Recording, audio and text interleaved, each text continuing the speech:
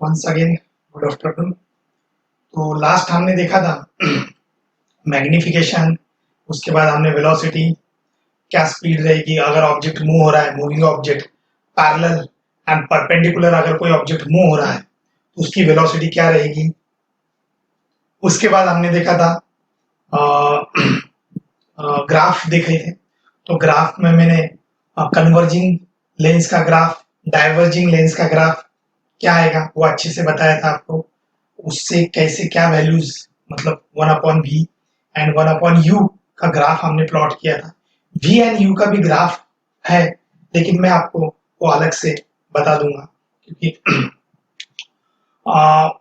उसको एक लेक्चर पूरा जाएगा 1/v मतलब v एंड u पे। ओके, तो आज हम बात करेंगे थोड़ा सा लेंस के कॉम्बिनेशन ऑफ लेंसेस पे बात करेंगे कि अगर कोई एक छोड़ के दो लेंस है तो इमेज कहाँ पे बनेगी, इसके एक दो प्रॉब्लम्स में लेता हूँ और फिर हम एक से ज्यादा अगर लेंसेस है तो इमेज फॉर्मेशन और वो लेंस का फोकल लेंथ क्या होगा वो सब कुछ आज देखेंगे। तो करेंगे combination of lenses, combine lens या कॉम्बिनेशन।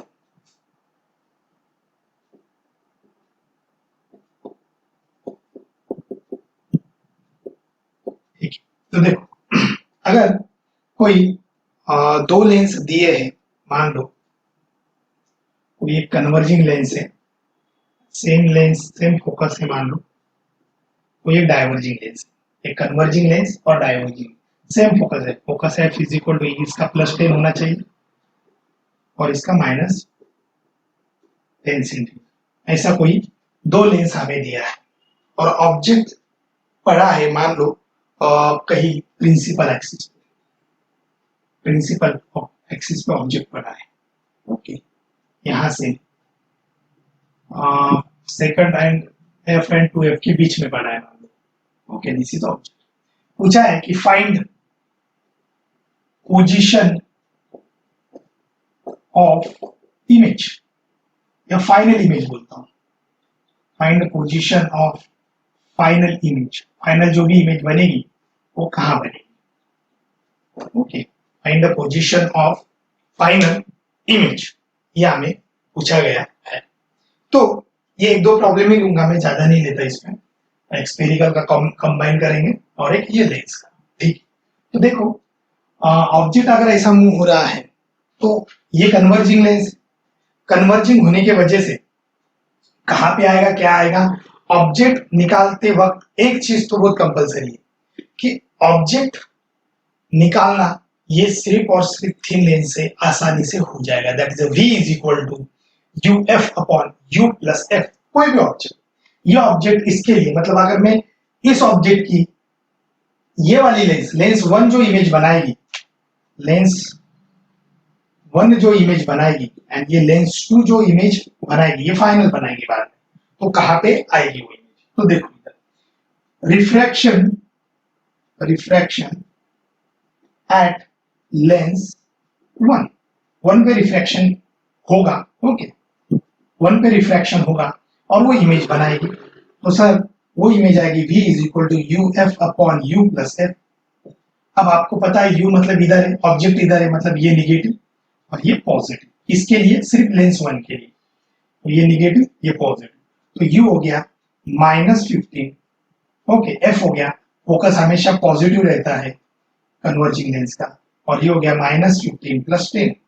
ओके, तो यहां से ये क्लियर दिख रहा है, -15 प्लस 10 -5 और ये 5 2s है यहाँ पे बराबर 2, और ये माइनस माइनस तो रहेगा, तो ये 2 into 15 30। Okay, minus minus cancel, तो +30 सेंटीमीटर, ये हो गया आपका v।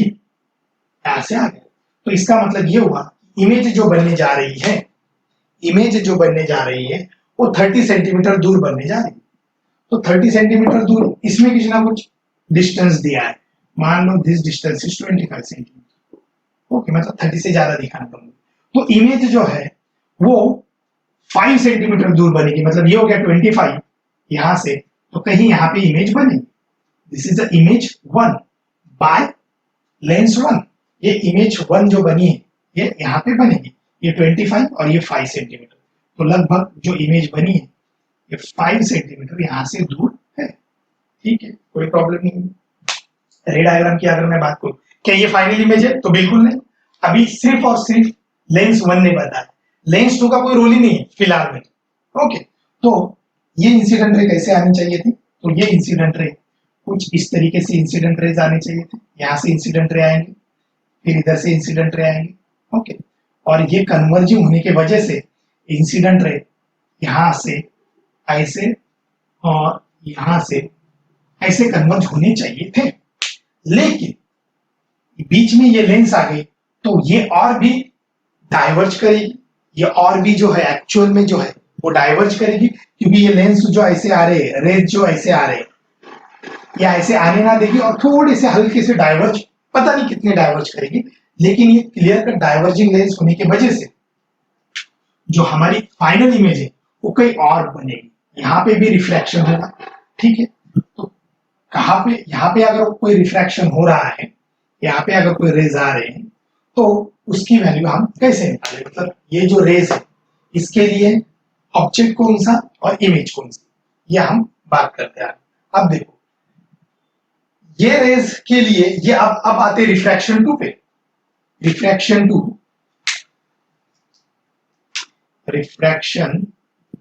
Refraction at lens 2, lens 2 अब रिफ्रैक्शन करेगी, ठीक है। अब इस इंसिडेंट रेस को इस लेंस को लग रहा है कि इंसिडेंट रे यहां से आ रही और यहाँ पे कन्वर्ज हो सकते थे, लेकिन ये लेंस आ गए तो यहाँ पे कन्वर्ज नहीं होंगे। आपको पता है ये लेंस आने की वजह से जिधर से इंसिडेंट रे आ रहे उसको हम निगेटिव बोलते हैं, और जिधर इंसिडेंट रे जा रहे उसको पॉजिटिव बोलते हैं, ठीक। जिधर से इंसिडेंट रे आ रहे उसको निगेटिव, इसके लिए आओ, ये सेटअप इसके लिए, ओके, ठीक है। अब जो है ये लेंस 2 के लिए ये जो होगा, उसको लगा ये इंसिडेंट रे आ रहे हैं, लेकिन ये किधर से आ रहे उसको पता नहीं, तो उसने कन्वर्ज किया और यहाँ पे, तो यहाँ पे लेंस 2 के लिए ये रियल, ये सॉरी वर्चुअल ऑब्जेक्ट बनेगा। सर ऑब्जेक्ट क्यों? क्योंकि इंसिडेंट रे वर्चुअल ऑब्जेक्ट बनेगा, ठीक है। ये वर्चुअल ऑब्जेक्ट बन गया इसके लिए फॉर लेंस 2, लेकिन हमें पता है वो लेंस 1 का इमेज है, वो लेंस 1 का इमेज है एक्चुअल में। अगर ये लेंस नहीं होती तो ये लेंस 1 का इमेज होता और रियल इमेज होता, ठीक है, कोई प्रॉब्लम नहीं। वर्चुअल ऑब्जेक्ट है, अब वर्चुअल ऑब्जेक्ट लेंस 2 के लिए है तो इमेज भी बनेगी। तो इमेज कैसे बनेगी? तो हमारे पास फॉर्मूला है v is equal to u f upon u plus f. तो u कितना है? तो सर ये वर्चुअल ऑब्जेक्ट है लेंस 2 के लिए, तो ये u हो गया, दैट इज -5 माइनस प्लस, क्योंकि 5 माइनस इधर होता है प्लस 5 उधर, is equal into F. F कितना है? यहाँ पे डाइवर्जिंग होने की वजह से -10 अपॉन 5 प्लस -10। ओके, तो यहाँ पे ऊपर आ गया -50 और नीचे आ गया प्लस 5। तो ये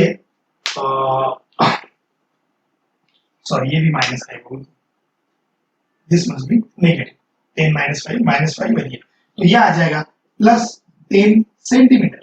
ओके, प्लस 10 सेंटीमीटर, मतलब v जो आया है, अब जो v आया है वो इस इमेज का आया है और ये लेंस से आया है, ये लेंस से रिफ्रैक्शन है, तो वो प्लस 10 सेंटीमीटर आया है।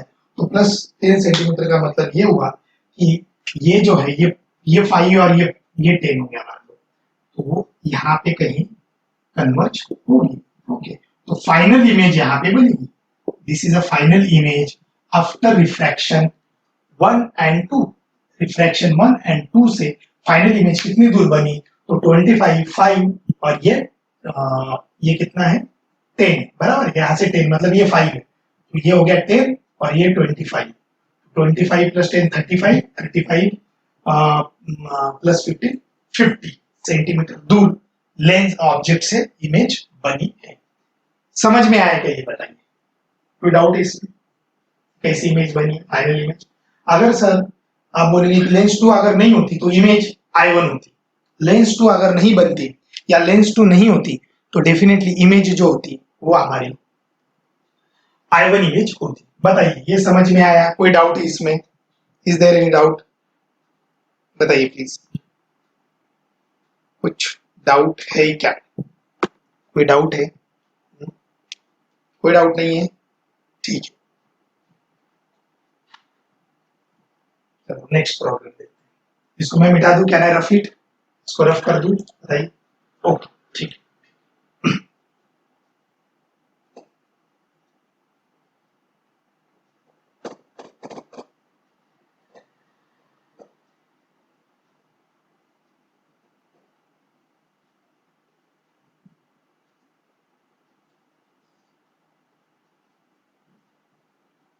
ये एक दो प्रॉब्लम पहले ही लेना था, लेकिन ये रह गए थे, एक दो प्रॉब्लम में लूंगा तो थोड़े से अलग लगे।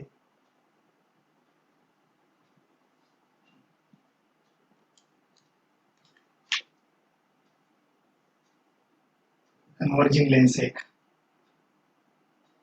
और अब spherical mirror, curve mirror. Okay, spherical mirror है जो कि इधर से इंसिडेंट रहेंगे तो इसको हम कॉन्केव बोलते हैं।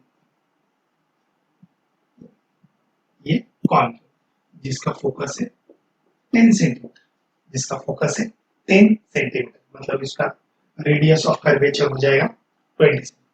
ठीक, तो ये कन्वर्जिंग लेंस है और इसका जो फोकस है 20 सेंटीमीटर, इसका फोकस है 20 सेंटीमीटर। अब बोला है कि कोई ऑब्जेक्ट यहाँ पे रखा है, देखो अच्छे से समझो, कोई ऑब्जेक्ट अगर यहाँ पे रखा है 30 सेंटीमीटर पे, ओके, कोई ऑब्जेक्ट यहाँ पे रखा है, real object,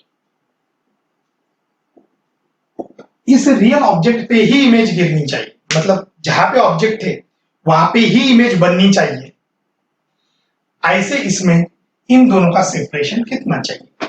find the minimum separation, so that find the minimum separation between converging lens and concave mirror. Find the minimum separation between converging lens and concave mirror such that image is coincide with object. Final image is coincide with object, मतलब object के साथ ही वो coincide करने चाहिए। तो इसके लिए इसको हम कैसे सॉल्व करेंगे तो बताइए। इसके लिए पहले हम रेज डायग्राम देख लेते हैं कि कैसे ये वहां पे कन्वर्ज होनी चाहिए, ऐसा हम समझते इस चीज को। क्या क्वेश्चन आपको समझा? मुझे क्या बोलना है? Find the minimum separation between the lens and mirror. Find the minimum से इतना सेपरेशन चाहिए कि जो भी इंसिडेंट रेज आएंगे, इमेज बनाएंगे, वो इमेज ऐसी बननी चाहिए कि यहाँ पे ही कोइंसाइड हो, वहां पे इमेज फिर से बने, वहां पे इमेज फिर से बने। तो इसमें ऐसा एडजस्टमेंट हमें करना चाहिए। क्वेश्चन समझा क्या? बाद में आंसर बताइए।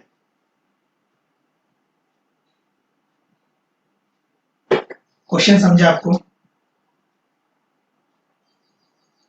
ओके, देखो क्वेश्चन ये है, फाइंड, मैं लिख ये देता हूं इधर, find find minimum separation between lens and mirror such that object and final image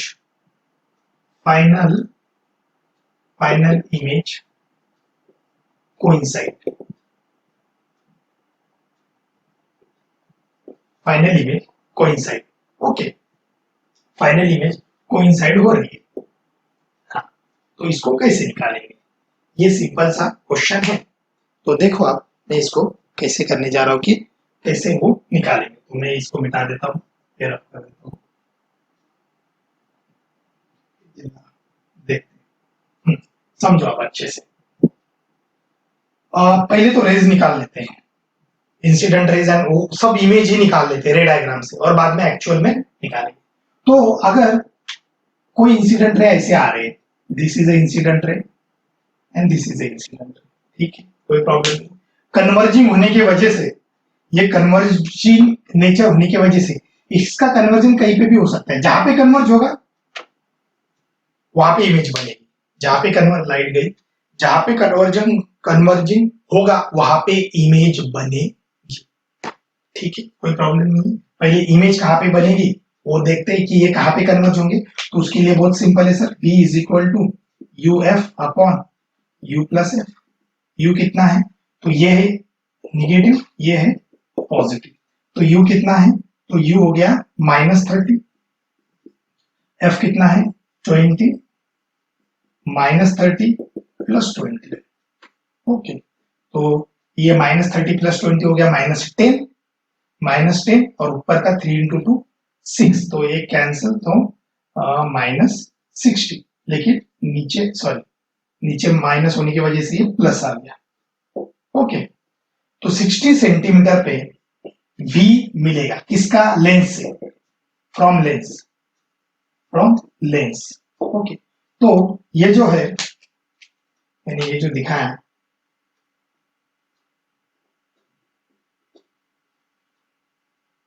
यहाँ पे और यहाँ पे, ओके, यहाँ पे कहीं इमेज बनेगी, दैट इज अ 60 सेंटीमीटर, ये इमेज यहाँ पे बनेगी, ठीक है, कोई प्रॉब्लम नहीं, ये इमेज बनेगी, यहाँ पे इमेज बनेगी। अब आपको पता है कि ये रेज ऐसे यहाँ पे आके रुकने वाले थोड़ी, ये रेज जो है वो तो आगे जाएंगे यार, ये जो रेज है वो ऐसे आगे जाएंगे, ऐसे आगे जाएंगे, हाँ बिल्कुल, ये रेज जो है वो ऐसे आगे जाएंगे। अब जो रिफ्रैक्टेड रेज है, यहाँ पे इमेज बनाए, हमें ये इमेज ऐसी बननी चाहिए, मतलब कि अब इमेज इसकी होगी बराबर है, अब इसकी इमेज यहाँ पे आ गई, अब ये इमेज के, इस इमेज के ये इधर से ये हो गए इंसिडेंट रे, किसके लिए, मिरर के लिए। फिर मिरर, आपको पता है कॉन्केव मिरर फिर से इसको क्या करेगा, रिफ्लेक्ट करेगा, रिफ्लेक्ट करेगा, अगर कॉन्केव मिरर उसको रिफ्लेक्ट करेगा तो वो पीछे आ जाएंगे, पीछे आएंगे और इमेज बनाएंगे।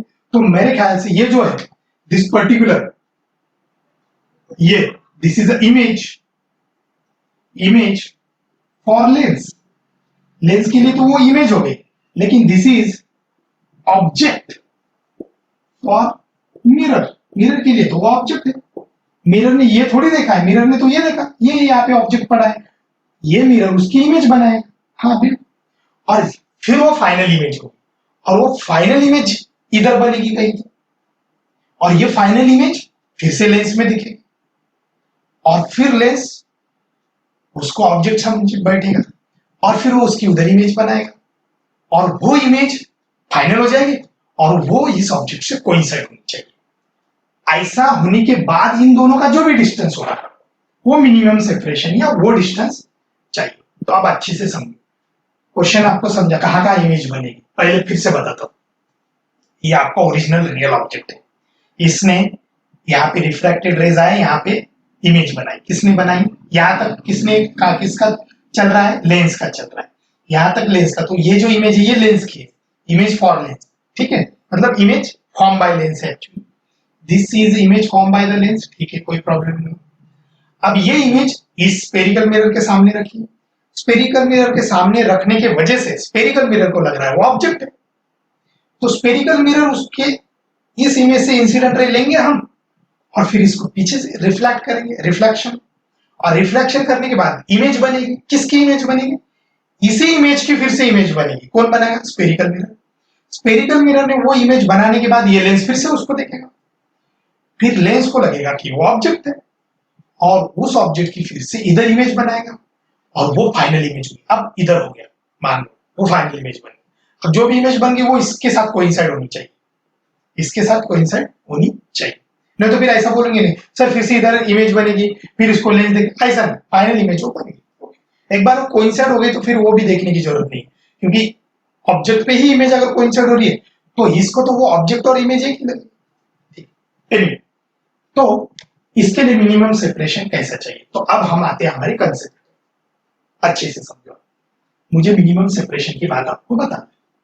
अभी तो 60 सेंटीमीटर तो चाहिए ही चाहिए, 60 सेंटीमीटर से कम नहीं हो सकता, ओके, तभी आपको ये इमेज बनेगी और इधर ये बनेगा, है ना, तभी ये इमेज बनेगी और इधर ऐसा बनेगा, ठीक है, देखते हैं।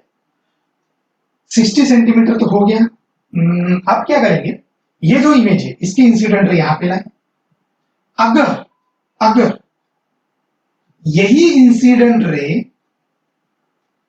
ऐसे ही रिफ्लेक्ट हो जाए, यही इंसिडेंट रे ऐसे ही रिफ्लेक्ट हो जाए, अच्छे से समझो, ये जो इंसिडेंट रे गए वही फिर से ऐसे रिफ्लेक्ट हो जाए, इधर ऐसे फिर से यहां पे रिफ्लेक्ट हो जाए, तो ये ऑब्जेक्ट की जो है वहां पे इमेज बनेगी, और ये इमेज यहाँ पे बनेगी, तो ये फिर से ऐसे रेज और ये जाके फिर से वो इमेज यहाँ पे बन जाएगी। This is the condition to coincide the image. This is the condition. Condition ये होती है कि इमेज अगर कोई भी फिर से बनाना है तो हमको ये फिर से जिस पाथ से हम आए हैं उसी पाथ से फिर से वापस जाना है। प्रिंसिपल ऑफ रिवर्सिबिलिटी, मतलब रिवर्स अगर करोगे, वो था ना इंसिडेंट रे फिर रिफ्लेक्टेड रे, रिफ्लेक्टेड रे से कोई डालोगे तो इंसिडेंट रे में आ जाएगा, रिवर्स है ना। तो वैसा है, इस ऑब्जेक्ट की इंसिडेंट रे ऐसे गए फिर ऐसे गए फिर ऐसे, अगर यही रेज वापस आ गए तो जो भी फाइनल इमेज बनेगी वो इसी पे कोइंसाइड होगी। अब सर ये वापस कैसे आएंगे? वापस आने का एक ही तरीका है कि वापस जैसे गए वैसे ही वापस तभी आते हैं जब यहाँ पे 90 डिग्री होता है। हाँ sir, normal incidence, normal incidence में रिफ्लेक्शन हमेशा 180 डिग्री का डेविएशन होता है, फिर से वो रिटर्न आ जाएंगे, वापस आ जाएंगे, जैसे गए थे वैसे ही वापस आ जाएंगे। तो ये 90 डिग्री ठीक है। अब ये 90 डिग्री है, इसका मतलब ये हुआ कि जो भी ये चीज है, ये वाली अच्छे से समझो, 90 डिग्री और ये जब फिर ये डिस्टेंस कितना है, क्योंकि हमें मिनिमम डिस्टेंस चाहिए, तो अगर ये 90 डिग्री है तो ये हमेशा रेडियस ऑफ कर्वेचर से पास होता है, ये आपको पता होगा कि अगर ये 90 डिग्री है तो अरे स्फेरिकल में अगर ये 90 डिग्री डालना है आपको, तो आप उसको रेडियस ऑफ कर्वेचर से पास कराओगे ना। हाँ सर, अरे सर्कल के सेंटर में से पास कराओगे, रेडियस ऑफ कर्वेचर से पास करोगे। हाँ, तो ये रेडियस ऑफ कर्वेचर, ये रेडियस ऑफ कर्वेचर है, मतलब ये डिस्टेंस तो मिल गया सर। रेडियस ऑफ कर्वेचर हमेशा 2 टाइम्स ऑफ फोकल लेंथ होता है, मतलब 10 का डबल कितना होगा 20, तो ये आ गया 2 into 10 दैट इज 20 सेंटीमीटर। तो ये डिस्टेंस मिनिमम 20 सेंटीमीटर चाहिए। अगर ये 20 सेंटीमीटर रहा और ये 60 सेंटीमीटर रहा, दोनों के बीच में 80 सेंटीमीटर अगर रहा, तो ये फोकस कोइंसाइड हो जाए, रेडियस ऑफ कर्वेचर इसका और इसकी इमेज कोइंसाइड हो जाएगी, एक ही साइड में, मतलब ओवरलैप हो जाएगी। अगर वो ओवरलैप होगी तो ये ऐसा सीधा वापस आ जाएगा। तो minimum separation, minimum separation, minimum separation is 60 plus 20, that is 80 centimetre. समझ में आया क्या? कोई डाउट है बताइए, समझ में आया क्या? R इक्वल टू 2 अपने समझ में आया। Radius of curvature, focal length क्या होती है? Radius of curvature divided by 2 होती है ना स्पेरिकल मिरर में। तो F is equal to R by 2 है, तो R is equal to 2F नहीं होगा, ऐसा ना? हाँ, ये तभी पॉसिबल है ये अगर कोइंसाइड हो गया तो, नहीं तो नहीं पॉसिबल। सर क्यों नहीं पॉसिबल? अगर इसको आगे पीछे कर दिया तो ये 90 डिग्री नहीं गिरे, ये 90 डिग्री गिरेगा, तो ये जो इमेज जा रही थी वो फिर से वहां पे नहीं बनेगी। अगर किसने पूछा सर स्पेरिकल मिरर की इमेज कहां पे बन रही है वो बताओ, तो स्पेरिकल मिरर जो है, मतलब कॉन्केव मिरर है, वो वाली जो इमेज है वो जा रहा है, उसके लिए ये ऑब्जेक्ट है, ऑब्जेक्ट फॉर मिरर ये वाला है, और फिर से रिटर्न वहां पे आया, मतलब वहां पे ऑब्जेक्ट बन रहा है, वहां पे बन रहा है, उसमें कोई डाउट नहीं। आपको पता है रेडियस ऑफ कर्वेचर की कोई भी चीज अगर रख दो तो सेम साइज की बनती है ना, मैग्निफिकेशन और वो सब कुछ है ना। तो वहां पे रेडियस ऑफ कर्वेचर पे कोई भी ऑब्जेक्ट होता है तो रेडियस ऑफ कर्वेचर की उसकी इमेज बनती है। इसके लिए कोई रेडियस ऑफ कर्वेचर फिलहाल में नहीं, इसके लिए डायरेक्ट फोकस हमने बता दिया। इसके लिए भी रेडियस ऑफ कर्वेचर रहता है 1/r1 माइनस 1/r2 वाला करना, लेकिन उससे कोई लेना देना नहीं, डायरेक्ट कन्वर्जिंग लेंस बोलते हैं। समझ में आया ये? कोई डाउट इसमें? यस और नो? समझ में आया क्या बताइए please, please tell me, yes और नो? अब आप बोलेंगे कि सर क्या 60 सेंटीमीटर, सॉरी 80 सेंटीमीटर ही मिनिमम सेपरेशन, 80 से अगर मैं कम करूं तो is it possible to overlap? Possible है क्या बताइए?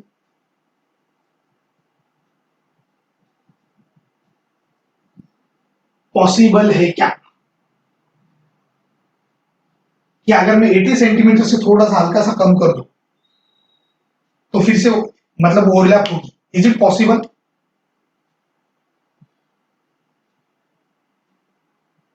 अरे सर में बताइए। बताइए पॉसिबल है क्या? कुछ तो बताइए, इज इट पॉसिबल?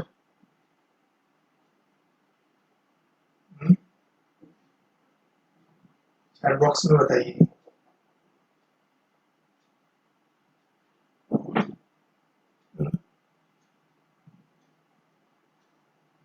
बताइए प्लीज। इम्पॉसिबल? किसने दिया ये जवाब? कौन है? नाम? नाम नहीं बताना। अच्छा प्राजक्ता, ओके प्राजक्ता, ठीक है बेटा। पॉसिबल है, पॉसिबल। 20 मतलब 80 सेंटीमीटर पे तो आपको मिलेगा ही मिलेगा इमेज अपना कोइंसाइड। फिर से पॉसिबल है, कैसे? कैसे पॉसिबल? अगर हम इस स्फीयर को, इस स्क्वायर को अगर मैं आगे आगे लाऊं और यहां पे रख दूं, यहां पे रख दूं, तो तभी भी पॉसिबल है। 60 सेंटीमीटर पे भी पॉसिबल है। कैसे सर 60 सेंटीमीटर पे पॉसिबल? देखो ना, ये एंगल थीटा और ये एंगल थीटा सेम होना चाहिए। आपको पता है पोल पे अगर एंगल सेम आया तो ये फिर से रिटर्न हो जाएगा ना, ऐसा हो ना? ये फिर से रिटर्न हो जाएगा। और ये एंगल सेम होता है ना, उस टाइम पे ये एंगल सेम चाहिए। ये एंगल दोनों अगर सेम है तो डेफिनेटली इसका जो सेक्शन मतलब सेकंड कब आएगा? जब आप स्फीयर का जो प्रॉपर सेंटर पार्ट है मतलब पोल जो है वो यहां पे रख दोगे तो ये इंसिडेंट रे आएंगे और ये इंसिडेंट रे ऐसे ही जाएंगे और ये आएंगे तो ये ऐसे वापस जाएंगे, क्योंकि ये दोनों एंगल सेम होते हैं। ये दोनों एंगल सेम होते हैं। हल्के से इधर उधर मत रख देना, बराबर ऐसे ही रख देना। तो 60 सेंटीमीटर पे भी पॉसिबल है। तो फोकस अच्छे से समझो, पोल एंड इमेज जहां पे बन रही है वो अगर ओवरलैप होता है तो ऐसे केस में इमेज कोइंसाइड होती है, final image will coincide. Final मतलब मैंने दो दो बताया आपको, तो ऑप्शन में 80 सेंटीमीटर है या 60 सेंटीमीटर है, तो आपको 60 सेंटीमीटर पहले देना है और नहीं तो फिर 80, मतलब दोनों से भी आपको करके देखना है कौन सा ऑप्शन है करेक्ट। दोनों भी हो सकते 60, 80। क्या करोगे? नहीं, ये ऑप्शन रॉन्ग है, ऐसा दोनों करेक्ट ऑप्शन। हाँ बोलो।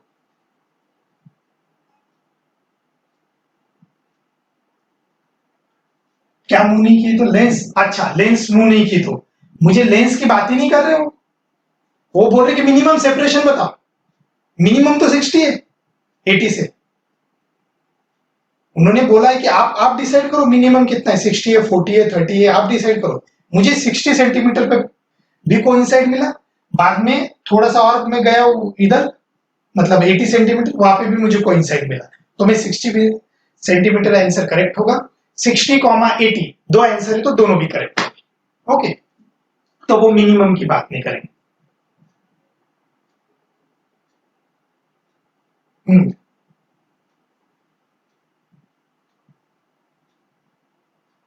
नहीं बेटा, मैं क्या बोल रहा हूं कि ये इमेज जो है, फिर से देखो, बहुत सिंपल कंसेप्ट है।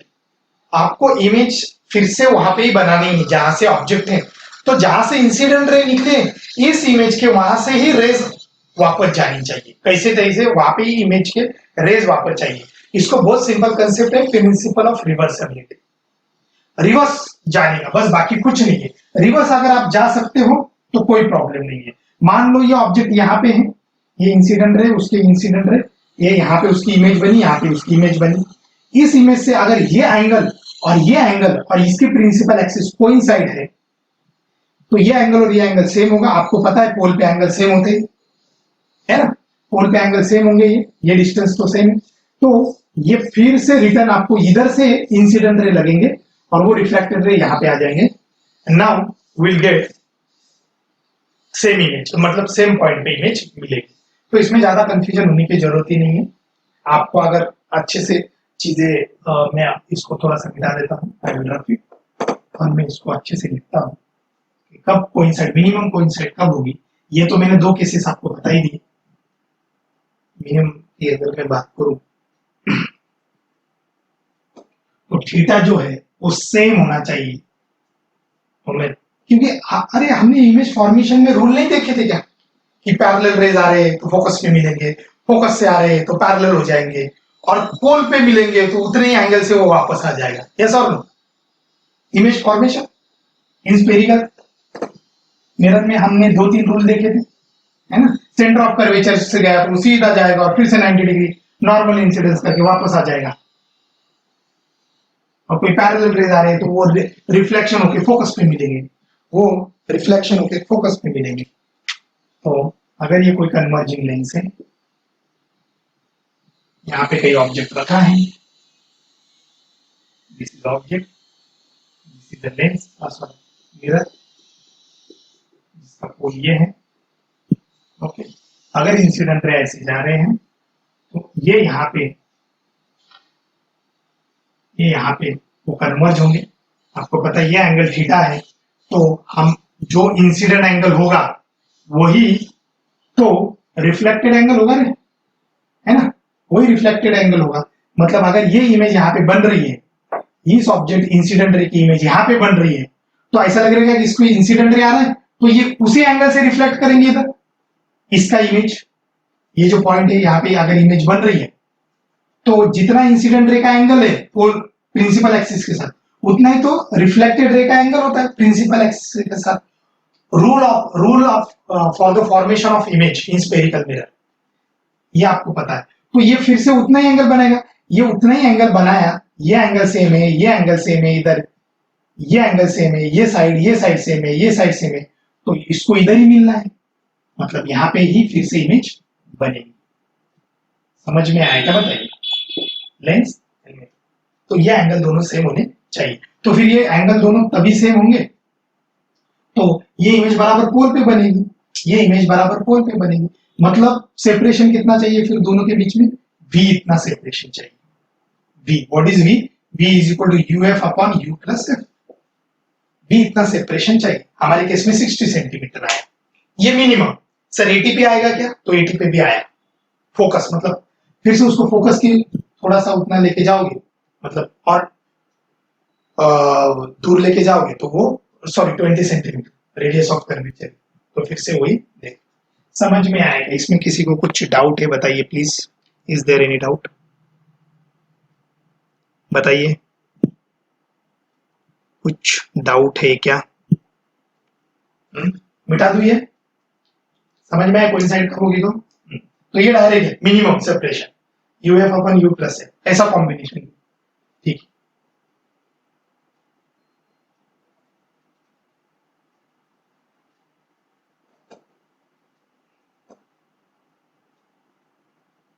एक हमने स्फेरिकल मिरर में और इसमें प्लेन मिरर में हमेशा डेविएशन की बात बहुत कही थी कि डेविएशन इतना हुआ। लेंस में डेविएशन की बात ही नहीं की, तो एक थोड़ा सा कंसेप्ट हो, डेविएशन एंगल जो हमने लेंस में कहीं नहीं होगा कि डेविएशन एंगल क्या होता है ना? डेविएशन एक थोड़ा सा कंसेप्ट है, डेविएशन ऑफ लेंस। डेविएशन किसको बोलेंगे? मतलब वो डेल्टा। हमने लेंस मतलब मिरर में भी कही थी, स्फेरिकल मिरर में, प्लेन मिरर में भी डेविएशन देखा, लेंस में देखो एक बार डेविएशन। अगर डेविएशन की अगर की बात हुई तो कैसे रहेगी? मान लो ये कन्वर्जिंग लेंस प्रिंसिपल एक्सिस है, this is a converging lens, principal axis. यहाँ पे कई ऑब्जेक्ट है, ये ऑब्जेक्ट का जो इंसिडेंट रे रियल ऑब्जेक्ट है, रियल ऑब्जेक्ट, इस ऑब्जेक्ट का इंसिडेंट रे कोई ऐसा जाना चाहिए था, आपको पता है सीधा सीधा जाना चाहिए। ये हम चाहते थे, अगर लेंस ना होती, कन्वर्जिंग लेंस ना होती तो ये सीधा सीधा जाएगा, लेकिन लेंस है उसके वजह से वो डेविएट हो गया, इधर डेविएट हो गया। Okay, this is a deviation. ये आपका u होगा, ये v होगा, वो इधर डेविएट हो गया। इसका मतलब जो डेविएशन हुआ ये इतना हुआ, दैट इज अ डेल्टा, इतना डेविएशन हुआ। ओके, दिस इज मान लो हाइट, कुछ हाइट h है, ये यहाँ पे इतना डेविएशन हुआ। तो ये डेविएशन अगर मुझे निकालना है, डेविएशन अगर मुझे पता करना है तो मैं डेविएशन कैसे पता करूंगा? तो बहुत सिंपल है कि ये एंगल जो है this is alpha, this angle is beta. तो आपको पता है exterior angle is a sum of opposite interior angle, मतलब delta is equal to alpha plus beta, delta is equal to alpha plus beta. ये बहुत छोटी लेंस है, thin lens है, तो ये एंगल भी छोटे छोटे होंगे।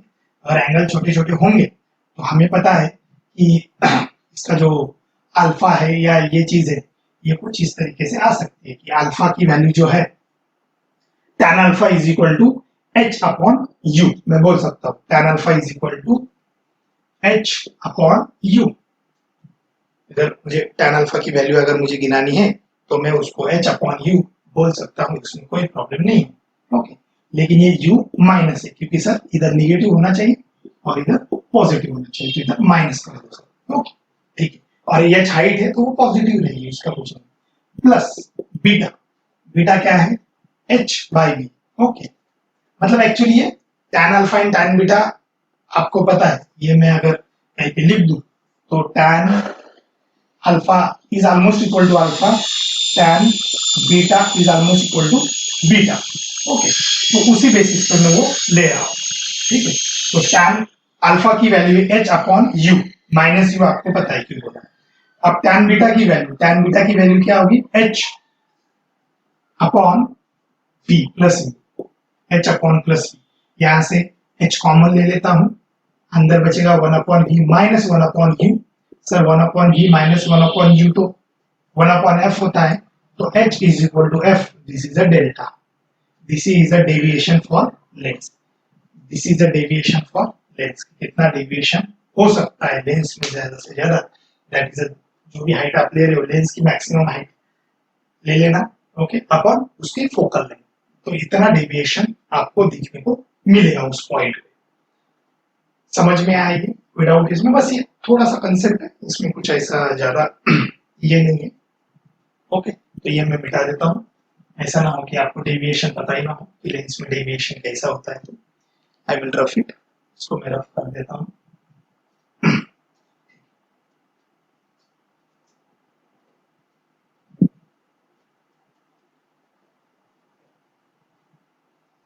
अब बात करेंगे कि अगर एक से ज्यादा लेंसेस, थिन लेंसेस अगर हमने कंबाइन टाइट करके पास पास रख दी तो उसकी फोकल लेंथ जो होगी वो कुछ चेंज होगी क्या? कंबाइन इक्विवेलेंट फोकल लेंथ कुछ हम निकाल सकते हैं क्या? तो बिल्कुल हम निकाल सकते हैं कि अगर दो से ज्यादा, एक से ज्यादा अगर लेंस है और वो साथ साथ में रखे हैं तो उसका जो असर है वो इक्विवेलेंट असर कैसे रहेगा, उस पर अभी हम चर्चा करते हैं। तो देखो,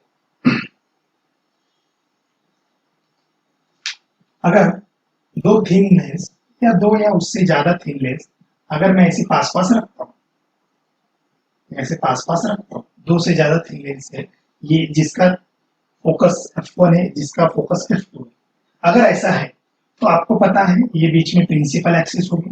कोई भी ऑब्जेक्ट होगा वो अगर मैं यहाँ पे रख देता हूँ, दैट इज ऑब्जेक्ट O, और ये u डिस्टेंस से है, that is u distance object O। तो ऑब्जेक्ट O का जो इंसिडेंट रेज है वो कुछ रेज ऐसे जाएंगे, इंसिडेंट रे यहाँ पे जाएगा, ये पहली लेंस कन्वर्ज करेगी कुछ, ये दूसरी रेंज सीधा जाना चाहिए था, ये लेंस कन्वर्ज करके यहाँ पे लाएगी ऐसा। ओके, तो आपका इमेज फाइनल यहाँ पे बनेगा, ये इंटरमीडिएट इमेज बनेगा, ये आई डैश जो है वो इंटरमीडिएट इमेज बनेगा, लेकिन फाइनल इमेज ये बनेगा। ओके, तो इसको मैं बोल सकता हूँ यहाँ से ये हो गया V डैश और ये हो गया V। अगर ये एक लेंस है, एक दो लेंस है या दो से ज्यादा लेंस है तो फाइनली हमें रियल ऑब्जेक्ट देखना है और फाइनल जो इमेज बन रही है वो देखना है। हमें ये बीच में कितनी इमेज बन रही है या वो कितने डिस्टेंस दूर है उससे कोई लेना देना नहीं है। फाइनल इमेज ये और ऑब्जेक्ट वो, this is object, this is final image.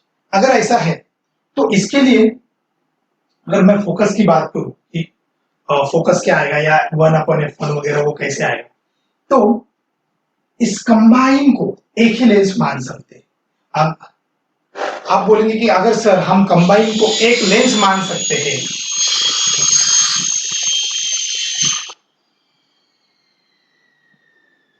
अगर कंबाइन को हम एक ही लेंस मान सकते हैं तो उसका फोकस क्या होगा, इसका तो पता है हमें, इंडिविजुअल पता है, एक F1 है एक F2 है, लेकिन उसको अगर कंबाइन, मतलब इसका अगर मैं यहाँ पे एक इफेक्ट ले लूं, इन दोनों का मिला के एक ही लेंस मान लूं, इन दोनों का मिला के एक ही लेंस मान लूं, और दोनों का मिला के एक ही लेंस मान लो, ये ऑब्जेक्ट है और यहाँ पे ऑब्जेक्ट रखो, कोई ऑब्जेक्ट उतना ही डिस्टेंस दूर, तो फाइनल ये सब मिला के मुझे जो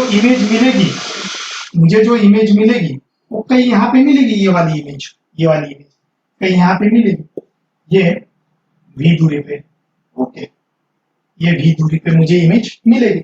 इसका अगर मैं कंबाइन करता हूं तो इस 2 लेंस का, 4 लेंस का, 10 लेंस का, 20 लेंस का अगर मैं कंबाइन करता हूं तो मुझे ये ऑब्जेक्ट और वो इमेज फाइनली मिली।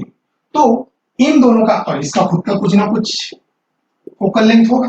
सर फोकल लेंथ क्यों चेंज होगा, मतलब focal length f1 plus f2 रहेगा, f1 माइनस f2 रहेगा, या क्या रहेगा, या चेंज क्यों होगा, उस पर अभी चर्चा चल रही है कि ये इससे कुछ रिलेटेड है। अगर इसको मैं इसका इक्विवेलेंट बोलूं, this is equivalent system, okay, ये इन दोनों का मिला के ये इक्विवेलेंट है, तो इससे कुछ हमें रिलेट होता है क्या, वो देखते हैं। तो देखो पहले हम थिन लेंस का फॉर्मूला लगाएंगे, तो थिन लेंस का फॉर्मूला क्या बोलता है कि 1 अपॉन, मतलब पहली लेंस जो है, लेंस 1 जो है एंड लेंस 2 जो है, तो लेंस 1 के लिए 1 upon v minus 1 upon u is equal to 1 upon f1 होना चाहिए, ठीक है। 1 अपॉन v मतलब इमेज, तो इमेज का डिस्टेंस कितना है पहले लेंस के लिए, तो वो है v डैश। ऑब्जेक्ट का डिस्टेंस कितना है, तो वो है u, ठीक है। उसकी फोकल लेंथ कितनी है, तो f1, ये हो गया एक इक्वेशन। दूसरा लेंस 2 के लिए बात करेंगे, ये हो गई लेंस 1। अब लेंस 2 के लिए बात करेंगे कि लेंस 2 के लिए जो है, लेंस 2 के लिए जो आई डैश है वो ऑब्जेक्ट बन जाएगा, क्योंकि उसको लग रहा है इधर से आ रहे, वो ऑब्जेक्ट बन जाएगा। तो 1 upon v minus 1 upon u, 1 upon v, ये फाइनल, तो इसका ऑब्जेक्ट सॉरी इसका इमेज ये है, तो ये अपॉन हो गया 1 upon v minus 1 upon v dash जो है, मतलब ये जो आ गया है कि ये जो 1 अपॉन वी डैश जो है, सर ये 1 अपॉन वी डैश क्यों लिखा, क्योंकि इधर में u लिखता था, तो u होता है ऑब्जेक्ट डिस्टेंस, तो लेंस 2 के लिए ये वाला ऑब्जेक्ट है और ये वाली इमेज है, लेंस 2 ने ये वाली इमेज दी, तो लेंस 2 के लिए ये ऑब्जेक्ट हो गया वी डैश, फाइनल इमेज उसने ये दी है, is equal to 1 upon f2।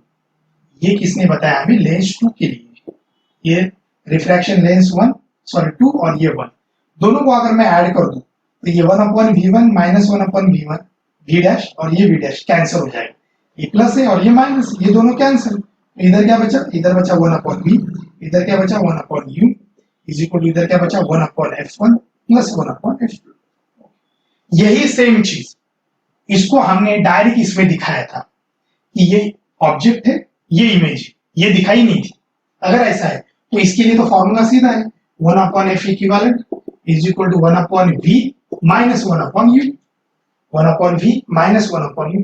अगर आप देखोगे ये इक्वेशन नंबर 3, अगर आप देखोगे कि इसको मैं इक्वेशन नंबर 4 बोलता हूँ और इसको इक्वेशन नंबर 3 बोलता हूँ, 3 और 4 को अगर कंपेयर करोगे तो 1 upon v minus 1 upon u, 1 upon v minus 1 upon v, ये 1 अपॉन f इक्विवेलेंट के बराबर है, तो मैं यहां से बोल सकता हूँ 1 upon equivalent must be 1 upon f1 plus 1 upon f2। Sir अगर एक से ज्यादा लेंस अगर है, 2 लेंस में, 3 लेंस है, 4 लेंस है, 5 लेंस है, तो इसको हम ऐड करते जाएंगे, मतलब अगर मोर देन 2 लेंसेस है तो ये ऐसे ऐड करके 1 अपॉन फाइनल लेंस, ऐसे हमें फॉर्मूला मिल जाएगा। इसका मतलब आप वो टेंशन लेने वाली बात ही नहीं है, वो टेंशन लेने वाली बात ही नहीं है कि अगर एक से ज्यादा लेंसेस है तो डायरेक्ट आप 1 अपॉन जो ओवरऑल लेंस का जो फोकल लेंथ होगा वो होगा, जैसा आपका पैरेलल में R equivalent 1 upon R equivalent होता है 1 upon R1 plus 1 upon R2 plus 1 upon R3, वैसा ही ये रेजिस्टेंस जैसा ही ये फोकल लेंथ का हम एडिशन कर सकते हैं। ओके, तो इसको मैं कंबाइन बोल दिया कि इसको ऐसा होना चाहिए। एक और चीज आपको याद रखना है कि अगर ऐसा कोई मैथ्स वाले तो आपको पता ही है कि अगर ऐसा कोई कॉम्बिनेशन आता है, ऐसा कोई कॉम्बिनेशन आता है 1/r1 1/r2 वाला, अगर ऐसा कॉम्बिनेशन आता है तो ये रफ रूल ये होता है कि ये अगर मतलब मान लो ये 10 है, ये 10 है, f1 10 f2 10 है, तो ये 5 हो जाता है उसके हाफ। 1/10 प्लस 1/10 2/10 2/10 क्या होगा 1/5, तो ये 1/f equivalent is equal to 1/5, मतलब f equivalent is equal to 5, मतलब हाफ कर देना, सीधा सीधा कंबाइन कर रहे हैं ना, कम हो रहा है। अगर सेम है ये, सर ये 10 है ये 10 है, तो ये 5 हो जाएगा, ये 100 है ये 100 है, तो इसकी 50 सेंटीमीटर फोकल लेंथ हो जाएगी विथ साइन। आपको सब चीजें विथ साइन रखना है। हो सकता है दो लेंस हो, कॉन्केव लेंस हो कॉन्वेक्स लेंस हो, अभी वही फॉर्मूला आगे वाला वही देखेंगे कि कॉन्वेक्स लेंस हो और कॉन्केव लेंस है तो क्या उसका कंबाइन इफेक्ट आएगा। तो चलो ये आपको आप समझ में आया होगा, इसमें कोई डाउट नहीं चाहिए। ये क्यों होता है क्या होता है वो भी बाद में देखेंगे, मतलब ये तो मैंने डायरेक्ट इक्वेशन से बता ही दिया, मैं इसको रफ कर देता हूँ, स्क्रीनशॉट निकालना है निकाल लो।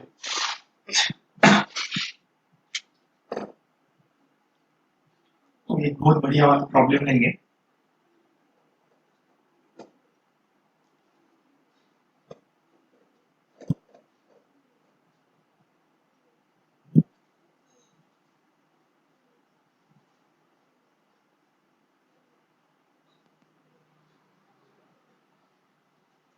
और जो भी फोकल लेंथ आएगी पॉजिटिव आएगी निगेटिव आएगी, तो कंबाइन जो फोकल लेंथ है आपको पता है, कंबाइन फोकल लेंथ पॉजिटिव अगर आती है तो सर कन्वर्जिंग लेंस है, एयर में है तो वो कन्वर्जिंग लेंस कॉन्वेक्स है, अगर एफ निगेटिव आता है तो डाइवर्जिंग लेंस है, वो डाइवर्जिंग लेंस अगर एयर में पड़ी है तो वो कॉन्केव लेंस होगी। एयर में बताना बहुत जरूरी है, because that formula NL/NS -1 into 1/R1 -1/R2 वो चीज बताता। तो देखो एक एग्जांपल लेते हैं, टाइम नहीं हुआ है अभी तक, समय मान के चलता है। ये कुछ इस तरीके का लेंस है, इसकी लेंस है, ओके, बीच में हमने वाटर रखा है, बाहर ग्लास है और सब एयर में रखा है, सराउंडिंग मीडियम एयर ऐसा गिवन है, ओके। तो ये ग्लास है, ग्लास का आपको पता है जो रिफ्रैक्टिव इंडेक्स होगा ग्लास का होगा 3/2 1.5 और वाटर का होगा 4/3 ओके 1.3। तो ये वाटर का रिफ्रैक्टिव इंडेक्स और ये इसका। अब अगर ये रिफ्रैक्टिव इंडेक्स दिए वाटर एंड ग्लास का रिफ्रैक्टिव इंडेक्स दिए तो find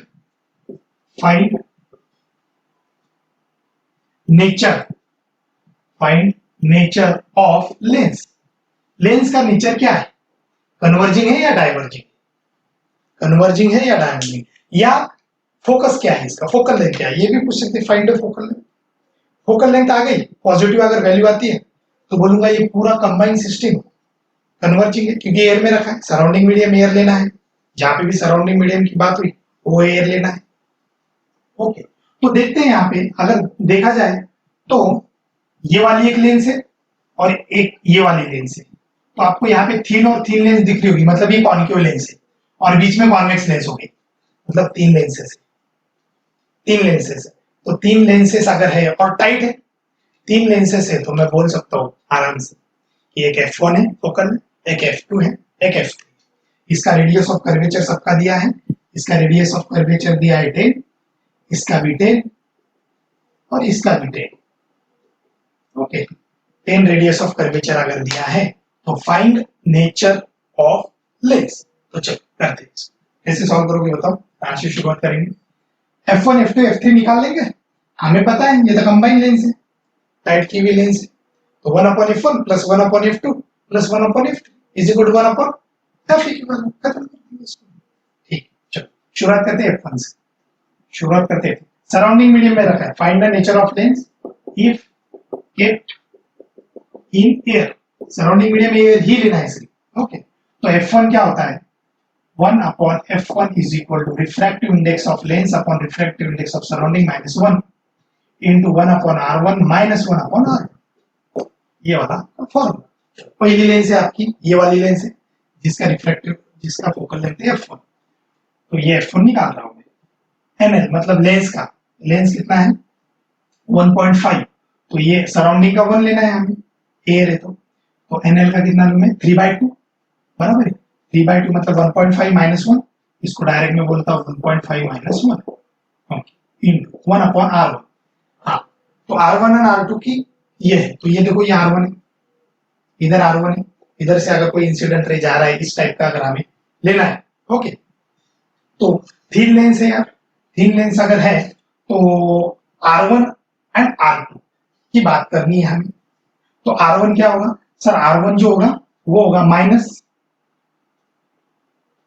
10 centimetre minus upon 10 centimetre, इसमें किसी को कुछ डाउट नहीं चाहिए। R2 positive and R1 negative for first lens, okay, concave lens के लिए। तो ये हो गया, ये कितना आ जाएगा, ये माइनस ये हो जाएगा 0.5, ये हो गया 0.5 मतलब होता है 1/2, और ये हो गया माइनस माइनस माइनस 2/10, 2 कैंसल, तो ये आ जाएगा माइनस 1/10, 0.1 माइनस 0.1 या सॉरी 1/f1 ही निकालना, ये minus 2 is equal to 1/f1, तो f1 यहां से आ गया माइनस 10 सेंटीमीटर, माइनस 10 सेंटीमीटर, ये सब सेंटीमीटर, ठीक है, ये हो गया माइनस 10 सेंटीमीटर। दूसरा क्या करना है, दूसरे इसको f2 1/f2, उसके लिए भी सराउंडिंग ही मानना है सर, नहीं वो तो ग्लास में रखा है, मतलब ग्लास में रखा है वाटर, नहीं उसके लिए भी सराउंडिंग क्लियर कट बोला है कि air in all system 1 2 3 all in air, ऐसा क्लियर कट बोला है। तो ये अगर बोला है तो आपको अलग से इमेजिन करने की जरूरत नहीं है, तो यही फॉर्मूला NL, लेकिन वो वाटर है तो दैट इज 4/3 NS तो 1 माइनस 1 इंटू 1/R1। हाँ अब R1 R2 का आपके हिसाब से ले सकते हो कि R1 जो है उस साइड है तो R1 हो जाएगा पॉजिटिव, बराबर, R1 पॉजिटिव मतलब 1/10 माइनस 1/, हाँ अब जो R2 है वो हो जाएगा निगेटिव, ये आपको पता है, ये R1 और ये R2 बस खत्म, बाकी दूसरा कुछ मत करो। हाँ ये कितना हो गया माइनस माइनस प्लस, ये हो जाएगा, हाँ ये 4/3 मतलब ये कितना हो गया 1/3, बराबर, इंटू ये कितना हो गया 2/10, बराबर, तो ये आ जाएगा आपका 2/30, 2/30 माइनस वगैरह कुछ नहीं है यहाँ पे, है ना, तो ये आ जाएगा आपका 2/30 मतलब 1/15, तो 1/f2 जो आ गया है प्लस 15 आ गया, f2 प्लस 15 आ गया, फिर से यही लेंस आ गई है और वो भी सराउंडिंग में हो, वो भी एयर में रखी, उसको कुछ ज्यादा सोचने की बात ही नहीं है, इस ये और ये लेंस सेम ही है, तो f3 जो है आपका वो कितना आ जाएगा -10, जो हमने ऑलरेडी निकाला है, उसके लिए ज्यादा सोचने वाली बात ही नहीं है, f3 हमारा -10 हो जाएगा, ये देखो उसके लिए ऑलरेडी हमने निकाल चुके हैं f3 के लिए, f1 के लिए भी निकाल, बस f इक्विवेलेंट कितना होगा, f equivalent is equal to 1/f1 plus 1/f2 plus 1/f3, f1 कितना है -10 प्लस 1/15 एंड -10, ये -10 -210 एंड 1/15, इस प्रकार से आप F इक्विवेलेंट आराम से निकाल सकते हो। इसमें किसी को कुछ डाउट है क्या, बताइए, समझ में आया ये, इस टाइप के प्रॉब्लम्स कर सकते हो, बताइए, इज देयर एनी डाउट।